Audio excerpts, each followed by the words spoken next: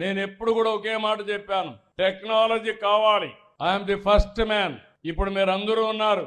ఒకప్పుడు నన్ను అందరూ ఎగతాళి చేశారు. నేను సెల్ ఫోన్ అంటే నీకు సెల్ ఫోన్ ప్రమోట్ చేస్తావా, పంప్ సెట్ ప్రమోట్ చేస్తావా అంటే కాదు, రెండు కావాలని చెప్పి సెల్ ఫోన్ ప్రమోట్ చేసిన వ్యక్తిని, ఐటీని ప్రమోట్ చేసిన వ్యక్తిని. ఈ రోజు ఐటీ మీరు ఒకటే గుర్తుపెట్టుకోవాలి, ఇష్టానుసారంగా మనం గాని అడిక్ట్ అయిపోతే, వ్యసనంగానైతే చాలా అనర్థాలకు దారితీస్తుంది.